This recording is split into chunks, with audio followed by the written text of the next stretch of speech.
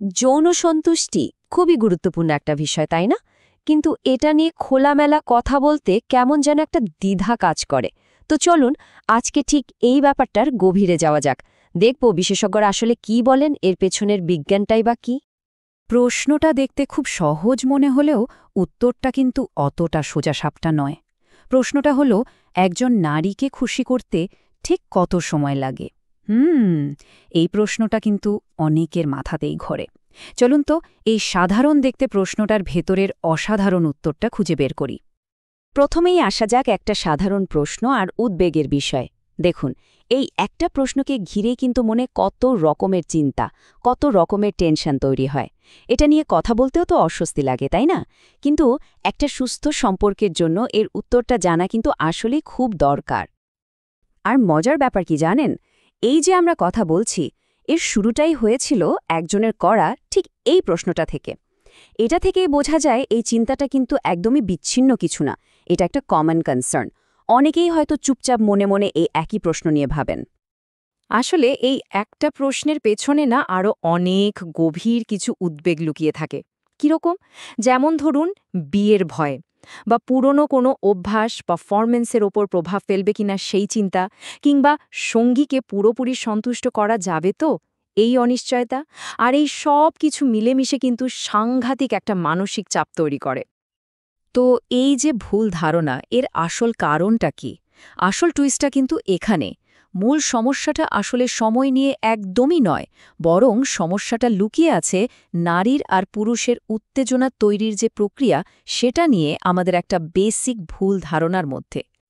ব্যাপারটা একটু বুঝিয়ে বলি। দেখুন, পুরুষের উত্তেজনা তৈরির প্রক্রিয়াটা সাধারণত বেশ সোজাসাপটা আর খুব দ্রুত হয়। কিন্তু অন্যদিকে নারীদের ক্ষেত্রে এই উত্তেজনাটা তৈরি হয় অনেক ধীরে, অনেকটা সময় নিয়ে, ধাপে ধাপে। আর এই যে একটা মৌলিক পার্থক্য, এটাই না বোঝাটা কিন্তু সব সমস্যার গোড়ায়। বিশেষজ্ঞরা কি বলছেন জানেন? তারা বলছেন, একজন নারীর শারীরিক উত্তেজনা পুরোপুরি তৈরি হতে কম করে হলেও 10 থেকে 15 মিনিট, এমনকি বেশিরভাগ ক্ষেত্রে 30 থেকে 35 মিনিটও লেগে যেতে পারে। তার মানে কি দাঁড়ালো? শুধু ইন্টারকোর্সের সময়টা নিয়ে ভাবলে কিন্তু একদমই চলবে না। তাহলে সমাধানটা কোথায়? সমাধানটা হচ্ছে দীর্ঘ ফোরপ্লেতে। মানে সমাধানটা কিন্তু ইন্টারকোর্সের সময় বাড়ানোর চেষ্টায় নেই, বরং এর ঠিক আগের যে অন্তরঙ্গ মুহূর্তগুলো, মানে ফোরপ্লে, সেটাকে যথেষ্ট সময় আর গুরুত্ব দেওয়ার মধ্যেই লুকিয়ে আছে আসল সমাধান। মানে একদম সোজাসাপটা ভাষায় যদি বলি, ফোকাসটা ইন্টারকোর্সের সময় থেকে সরিয়ে নিয়ে আসতে হবে এর প্রস্তুতি পর্বে, মানে ফোরপ্লেতে। আসল ম্যাজিকটা কিন্তু ঠিক এইখানেই। এখন প্রশ্ন হলো, ফোরপ্লে আসলে ঠিক কী কাজ করে?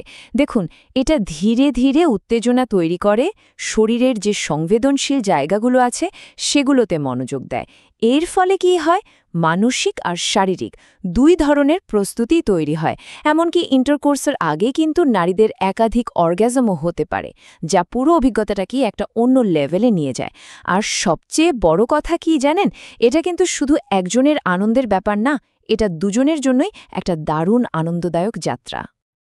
আচ্ছা, এবার চলুন একটা বাস্তবসম্মত টাইমলাইনের দিকে চোখ বোলানো যাক। এটাকে বলতে পারেন পারস্পরিক সন্তুষ্টির জন্য একটা পরিষ্কার রোড ম্যাপের মতো। তাহলে পুরো ব্যাপারটা দেখতে কেমন হতে পারে? ১. ফোরপ্লে। এখানে ২৫ থেকে ৩০ মিনিটের একটা নিবিড় মনোযোগী অন্তরঙ্গতা দরকার। ২. এরপর হলো ইন্টারকোর্স। যখন উত্তেজনা একেবারে চূড়ায়, তখন ৭ থেকে ১৫ মিনিটই কিন্তু যথেষ্ট। আর ৩. পুরো অভিজ্ঞতাটা, মানে সব মিলিয়ে ৩৫ থেকে ৪০ মিনিটের বেশি সময় লাগতে পারে একটা সম্পূর্ণ সন্তুষ্টির জন্য। তাহলে ম্যাজিক নম্বরটা কি দাঁড়ালো? ৩৫ থেকে ৪০ মিনিট। কিন্তু একটা কথা মাথায় রাখতে হবে, এটা কিন্তু কোনো কাজের ডেডলাইন বা টার্গেট নয়, এটা হলো একটা সম্পূর্ণ অভিজ্ঞতার সময়। এই যে দৃষ্টিভঙ্গির পরিবর্তন, এটাই কিন্তু আসল ব্যাপার। তো সবশেষে আসা যাক পারস্পরিক সুখের চাবিকাঠি নিয়ে। এখানে আমরা শুধু একটা যান্ত্রিক ফর্মুলার মধ্যে আটকে থাকব না, বরং একটা সুস্থ আর অন্তরঙ্গ সম্পর্কের গোড়ার কথা বলবো।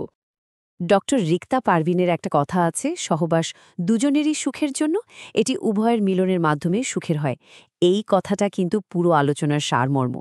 মানে ইন্টারকোর্স শুধু একজনের জন্য না, এটা দুজনের। এটা হলো পারস্পরিক আনন্দ আর মিলনের একটা প্রকাশ। এখানে আসল জিনিসটা হলো বোঝাপড়া, পার্টনারশিপ আর একসঙ্গে আনন্দটা খুঁজে নেওয়া। তাহলে এই পুরো আলোচনা থেকে মূল টেকঅ্যাওয়েটা কি? দেখুন, এই যে সময় বা পদ্ধতির কথা বলা হলো, এটা কিন্তু কোনো কঠিন নিয়ম বা ফর্মুলা নয়। এটা আসলে একটা গাইডলাইন বা কাঠামো, যার মাধ্যমে পারস্পরিক যোগাযোগ, বোঝাপড়া আর একে অপরের চাহিদাগুলো বোঝা সহজ হয়। একদম শেষে একটা প্রশ্ন রেখে যেতে চাই। যৌনতা কি শুধুই মিনিটের একটা হিসাব, নাকি এটা পারস্পরিক বোঝাপড়া, সম্মান আর ভালোবাসার একটা শিল্প? উত্তরটা হয়তো আমাদের সবার নিজেদেরই খুঁজে নিতে হবে।